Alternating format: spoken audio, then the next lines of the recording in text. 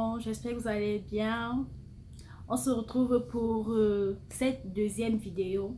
Premièrement, je tenais à m'excuser pour la première vidéo, pour ce qui s'est passé. Ce qui se trouve, c'est qu'il y a eu un problème au niveau de l'arrangement de la vidéo. Donc, étant donné que j'avais déjà quelques vues et quelques abonnés, alors j'ai pas voulu supprimer la vidéo.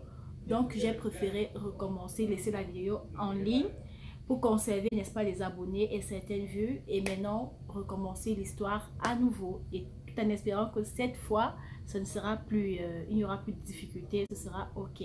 Donc restez scotchés pour l'histoire et n'oublie pas de t'abonner, d'inviter tes amis, de lancer un commentaire. Alors, étant donné que les histoires seront un peu plus longues, alors pour ne pas prendre toute votre journée et pour ne pas prendre assez de temps, donc j'ai opté pour un timing de maxi 10 minutes. Là, les vidéos seront maxi 10 minutes. Alors ça veut dire que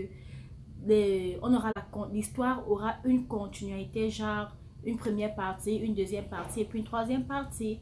Ça permettra à tout le monde de suivre l'histoire jusqu'à la fin. Vous voyez un peu ce que je veux dire. Et oui, je pense à vous. Et ceux qui n'ont pas de date également, vous voyez. Donc, c'est un peu comme ça qu'on va faire. Alors, nous y voilà. Allons-y. J'avais fait la rencontre d'un monsieur où je travaillais dans mon lieu de service.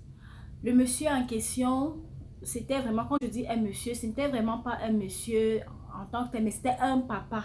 En fait, je dirais ça un papa parce qu'il était âgé de, disons, 65 ans, entre du genre et peut-être voire plus. Donc, j'ai fait la rencontre du monsieur. Tout le temps, il avait l'habitude de venir dans mon lieu de service sans toutefois manifester une intention mauvaise. Il voulait quelque chose, quoi que ce soit. Non, tout le temps, il venait, il prenait de mes nouvelles, il m'appelait sa fille et tout ça. Donc, franchement, c'était très loin d'imaginer qu'il y avait une intention autre que ça. Alors, un jour, donc, il se propose de m'inviter au Gabon et je me suis dit, pourquoi ne pas un jour essayer, pourquoi ne pas un jour aller, sachant que, voilà, c'est toujours bien de faire des découvertes, vous voyez un peu. J'ai dit, ok, il n'y a pas de souci, un jour, quand je serai prêt, je vous ferai savoir. Je dis, ok, c'est passé comme ça.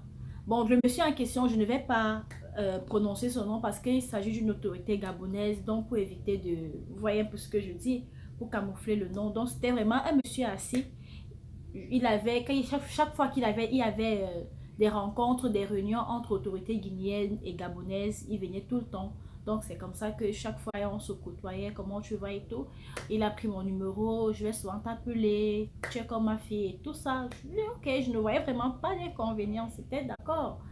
Voilà, le moment est venu donc où il fallait que je quitte la Guinée pour le Koweït. Je me suis dit, ok, vu que je suis en train de partir de l'Afrique et je ne sais quand est-ce que je vais retourner en Afrique, pourquoi ne pas profiter et visiter le Gabon. C'est la dernière ambiance au Gabon. C'est comme ça que j'appelle le monsieur en question. Je dis donc au monsieur que ok, je suis prêt.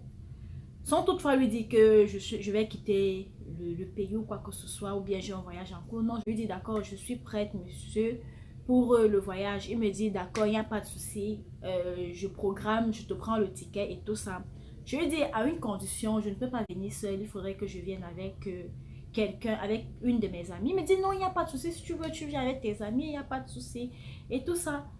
Mais le problème va se poser au niveau des tickets, des billets d'avion et tout ça. Je dis, il n'y a même pas de souci parce que mes amis en question n'ont pas de passeport. Il me dit d'accord, comme ça, donc, comme ils n'ont pas de passeport, je vais plutôt, vous allez passer par la frontière et je vais plutôt envoyer des gens pour venir vous chercher pour qu'on ne vous dérange pas au niveau de la frontière. Vous voyez, je dis d'accord, ça marche. J'appelle mes amis en question, je fais part de ça à mes amis. C'était aussi des filles bien, des filles qui avaient confiance en moi et aussi des filles très bien, qui partageaient un peu, comment je peux dire, la même vision, des mêmes valeurs, qui défendaient les mêmes valeurs que moi. Donc elles étaient deux. Elle me dit d'accord, elles sont partantes.